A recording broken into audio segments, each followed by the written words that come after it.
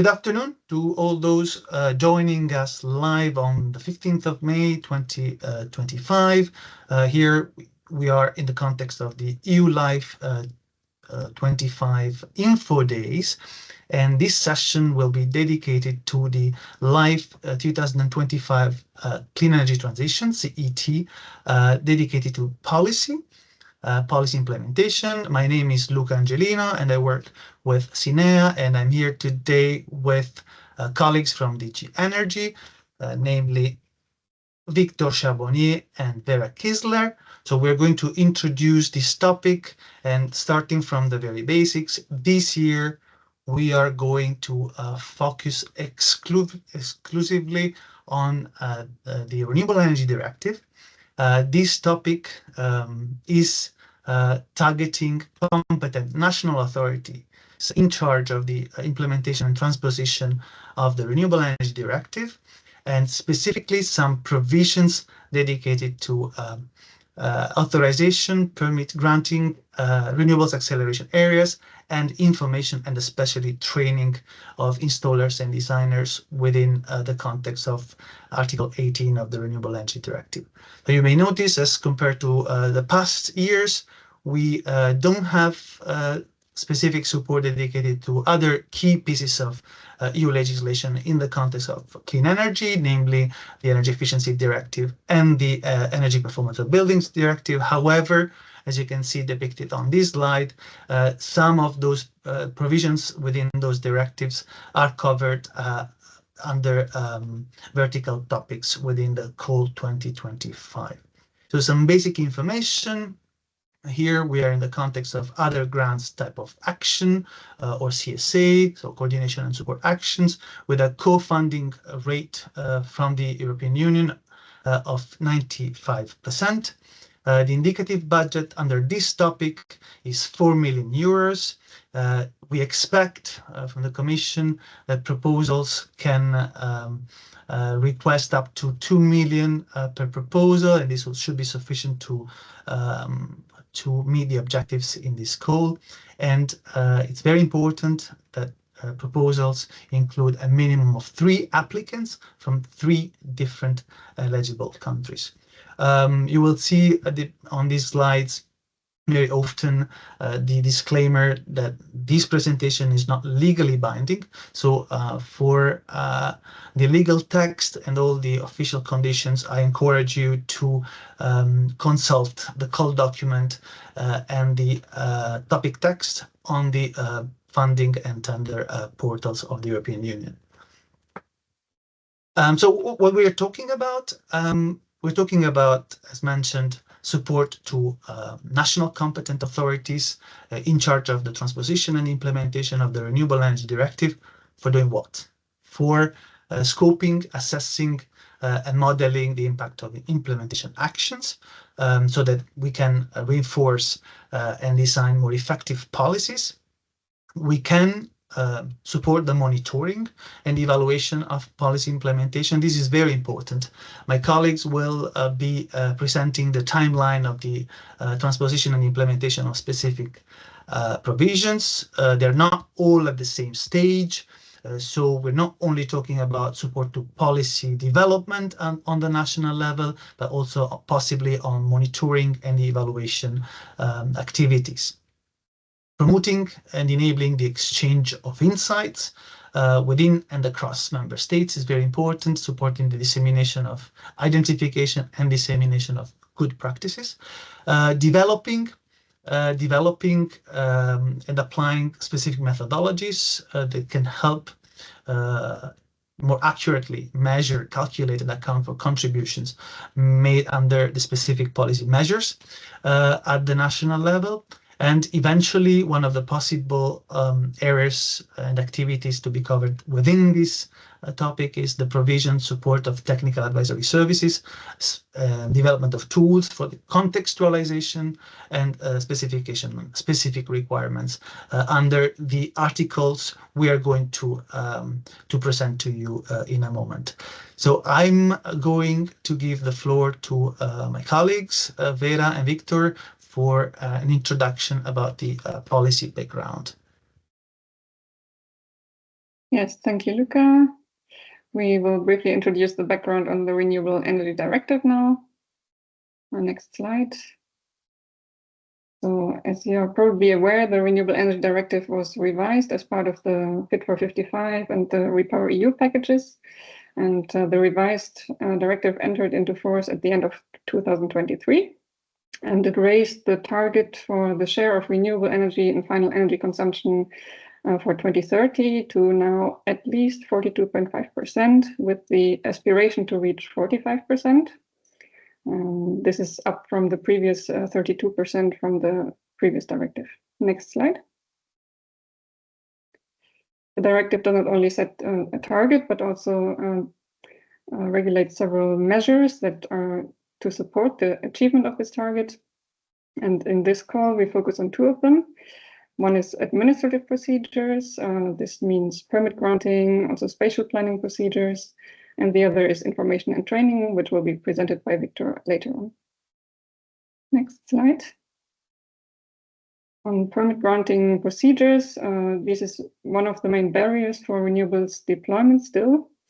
The procedures tend to be rather slow and complex, with several issues related to internal coordination among the various authorities involved, also insufficient human resources and skills of those authorities, limited spatial planning, or limited citizen involvement, still many paper-based procedures, and long waiting times for grid connection permits. On the next slide, I will show the different measures that we are taking in the directive to tackle these barriers. On the permit granting procedural side, it's mainly the provisions on deadlines and the single contact points that member states shall put in place, so that applicants have to interact with only one authority that liaises then with all the other authorities which are involved. These procedures will also have to be digitalized. And the other main relevant part for this call is the spatial planning, with the new concept of renewable acceleration areas that I will show in the next slide. So renewable acceleration areas have to be defined at the member state level after first mapping of all the areas which are necessary to contribute to the 2030 renewable target in the National Energy and Climate Plan. This has to be done by May 2025. And then on that basis, member states have to designate renewable acceleration areas for at least one technology or a combination of technologies. So it could be a wind or wind and solar combined, or any other renewable energy technology. And this will have to be done by February 2026, at least for the first iteration, let's say, because we expect that member states will do this on a rolling basis. And yeah, so the monitoring, as Luca already mentioned, and implementation support could be relevant beyond the first set of renewable acceleration areas to be designated by February 2026. I think that is all from my side, and I will hand over to Victor. Thank you, Vera. So another area of focus for this call is information and training. Already today, we see that the shortage of skilled professionals is slowing down the growth of renewables in some markets. And in fact, the industry tends to rank it as one of the most important bottlenecks in general for the competitiveness of the industry and the timely success of the energy transition. And if that is not addressed, we will get worse. We think by 2030, we need 4 million people more in the energy sector as a whole, but the lion's share of that will be in renewable energy, and investment needs associated with boosting the training education offers, the reskilling or upskilling efforts, especially for workers of regions in transition, the efforts to attract new talents to the industry and facilitate the qualification and cross-border mobility of workers and students. All that will amount to 40 billion euros. It's a challenge that's not a matter of numbers. It's also linked to more technical specialization of the jobs, for which there is a strong competition between industries, and of course the pace of RES deployments, which is accelerated as the targets get upward revised. It's a skill shortage that does not also, concerns all qualification levels, both academic and technical profiles, but still more acute in science, technology, engineering, digital, project management. So next to this challenge, you of course EU policy action, trying to address the issue to some extent, and often in support also of industry-led initiatives, taking the form, for instance, of large-scale skills partnership that were stemming from the European Skills Agenda, or the Net Zero Industry Academies that were introduced by the Net Zero Industry Act. On the next slide, you will see at the sector legislation level, the Renewable Energy Directive has introduced obligations for the member states since 2018. The most important requirement is that member states have to ensure certification schemes or equivalent qualification schemes are available for installers of many specific small-scale RES technology that mostly have an application in heating and cooling. And those schemes need to be based on criteria that are laid down in an annex to the directive, which represent the basis for member state to recognize the qualification or certification awarded by another member state. It comes together with of the rather soft obligations regarding the promotion of the usage of renewable energy in buildings through planning guidance or information measures or awareness raising campaign, and so on and so forth. These obligations, they were extended with the revised directive in 2023. And notably, there is now a general obligation for member states to establish policies that are adequate the RES targets with the human capital, so to speak. And if member states identify a substantial gap between the available and necessary number of trained and qualified installers with the targets, they should take action to address that gap. In a sense, that mirror a bit the obligation that I mentioned about the staffing of the permitting authorities, but at a broader level. The qualification and certification schemes in scope also are extended. They not longer only to installers, but also designers, architects, planners, etc. They will apply to all forms of renewable system that are relevant to heating and cooling, and that in building, industry, agriculture, and also apply to other mass market products like solar PV coupled with storage, but also EV charging points that enable bidirectional charging.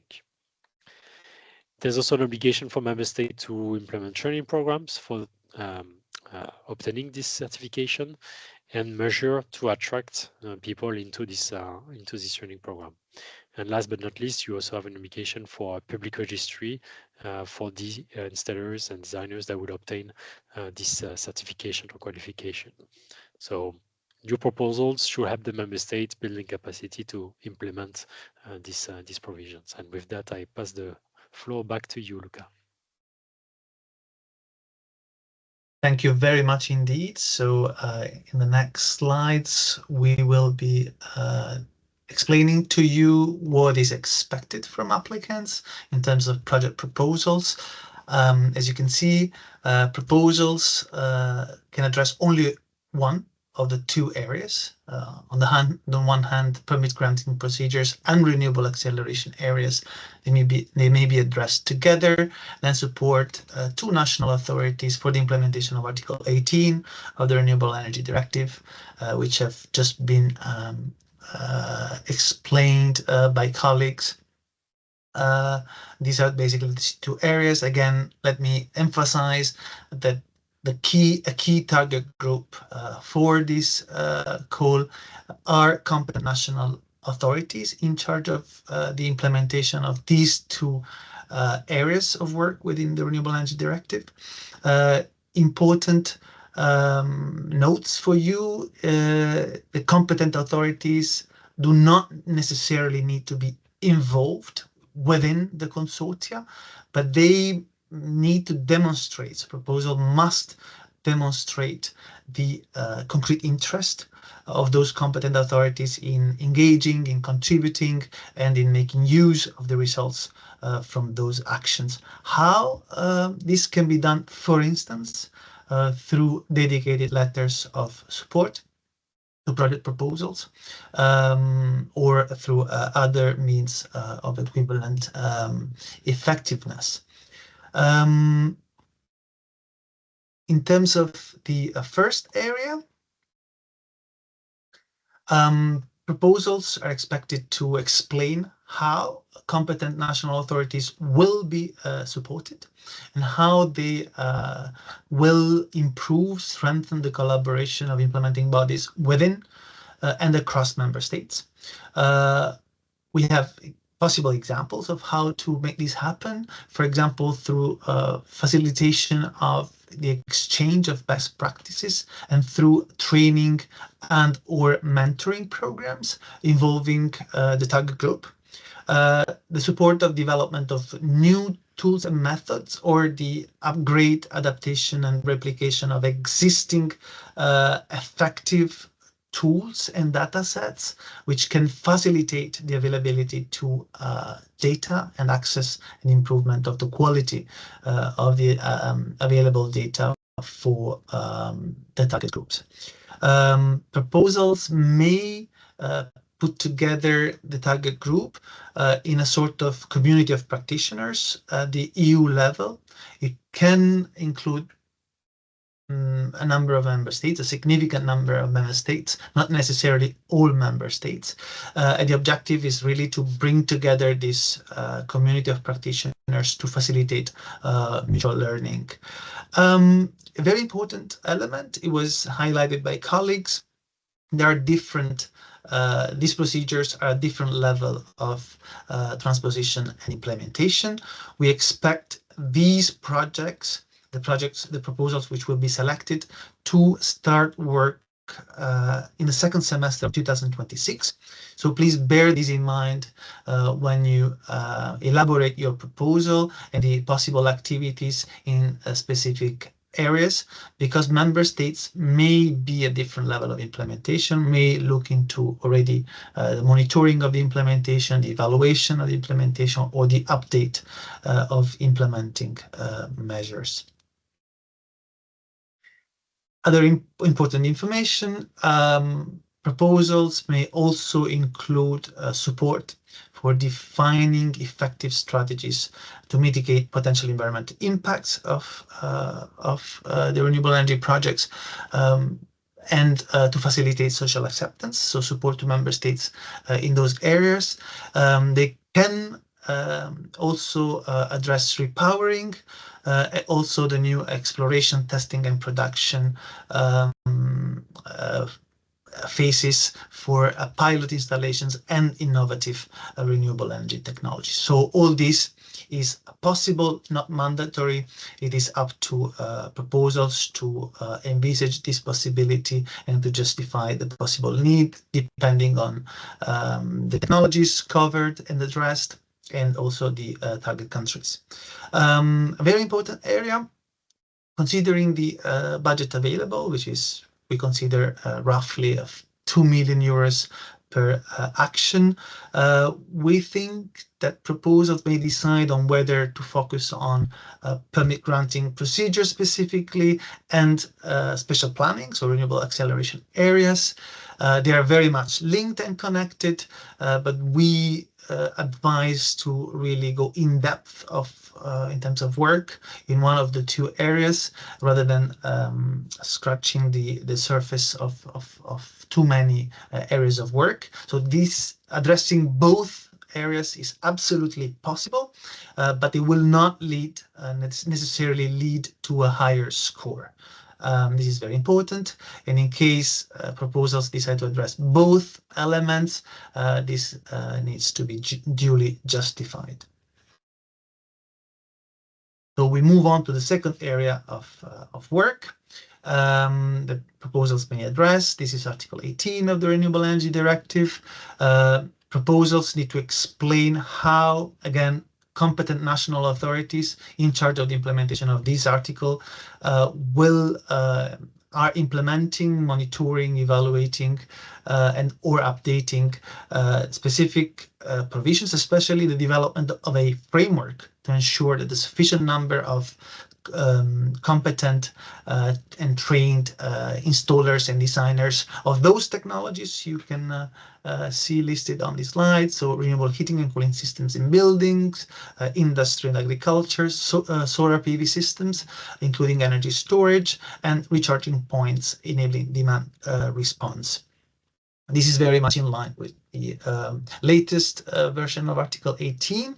These are the target groups, and what actions can possibly do is to address one or more. So one at least, more is optional, it's not necessarily needed again, of the following areas. So supporting the monitoring and the evaluation of the implementation of those provisions at the national level, support the national assessments, which was presented, and possibly identify gaps between the available and the necessary number of professionals in the sectorial fields mentioned earlier. So to support the achievement of the national targets, promote and enable the exchange of insights and best practices within and across member states. Once again, and this can cover also the possibility for the assessing and supporting member states on a better understanding, a common understanding of how certification and qualification schemes may be mutually recognized, and also to increase the mobility, cross-border mobility of professionals in the renewable energy sector. A further option which can be covered includes the scope, assessment and model of the impact of implementation options, again at the national level, to fill these possible gaps identified in the bullet point above. Again, a very important point which we need to stress is that proposals including specific upskilling or reskilling activities, for example, development of training schemes, training material, qualification and certification schemes, they are not considered eligible within the context of this topic. We have a specific initiative called Build Up Skills, which has been supporting for many years precisely the upskilling and reskilling of professionals in the building sectors, including renewable energy technologies in the building sector, and possible replication or submission of projects under the Build Up Skills are not accepted under this topic. The idea is very much to support the national authorities in the monitoring, evaluation and update of the general framework in place, rather than specifically working on training and certification schemes. That being said, we would like to close by providing you with some insights and recommendations on how to develop the expected impact part of your proposal. Expected impacts extremely critical, of course, but very challenging considering the possible nature of projects. So supporting national authorities in charge of the implementation and transposition of specific provisions under the Renewable Energy Directive. So we're not implementing actual projects. So how to address this?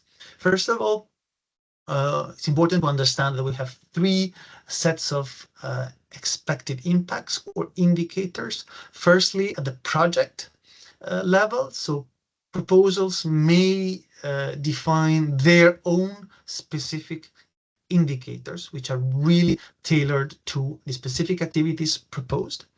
On top of that, we have a preset topic-specific set of expected impacts, which I'm going to present in the next slide.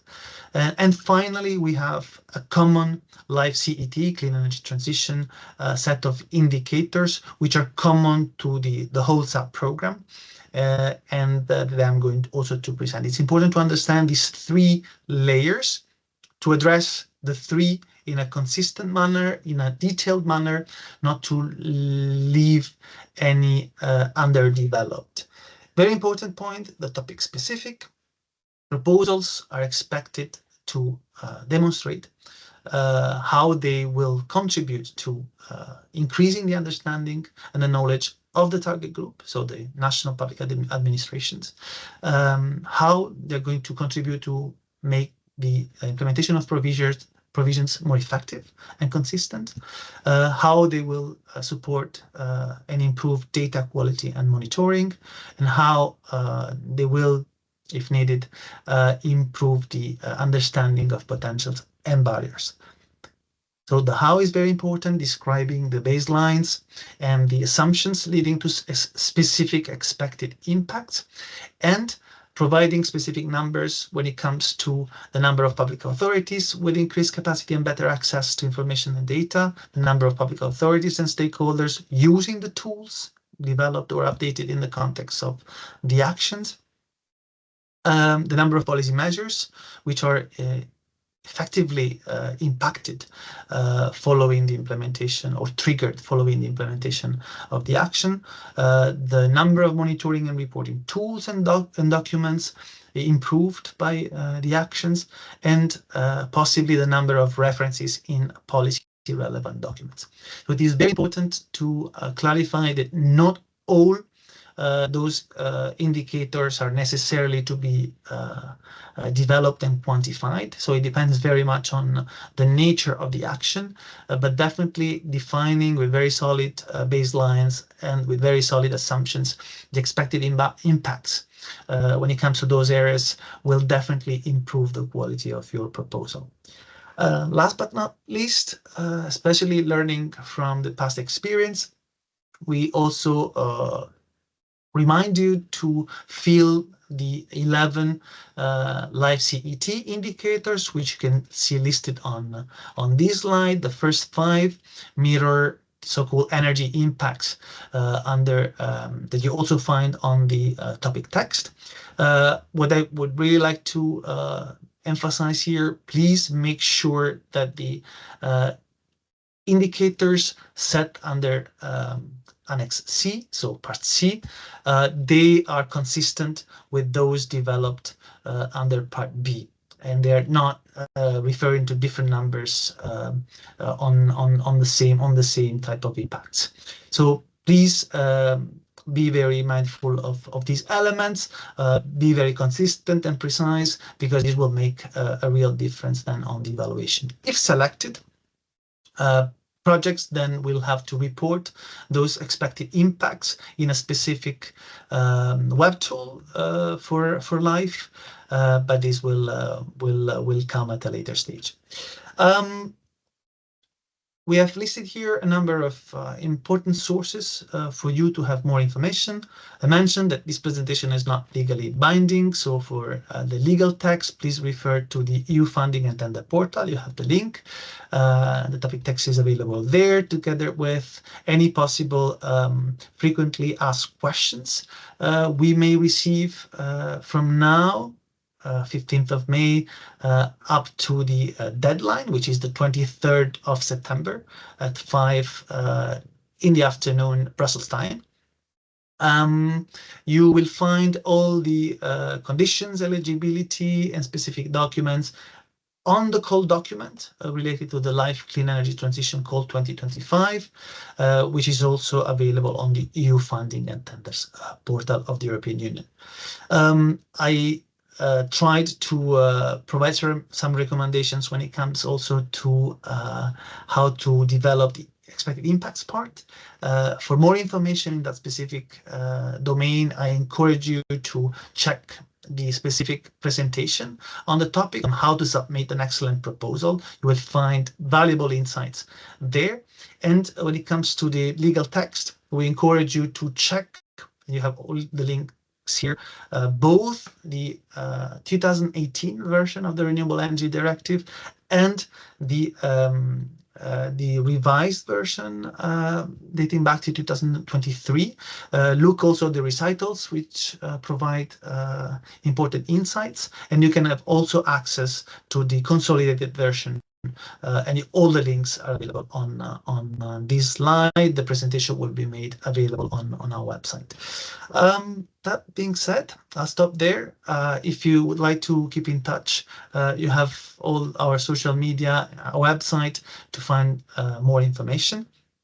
For questions, you can email our functional mailbox, cinea-life-cet@ec.europa.eu, and you are also invited to consult, if interested, all other possible topic presentation and the general conditions with more specific financial and administrative information, which hopefully can help you in the submission of a very solid proposal. So that being said, I'll stop sharing. I thank you for your attention. I thank my colleagues, Vera and Victoria, for their presentation. And again, altogether, we wish you all the success in your work. Thank you very much for joining us today.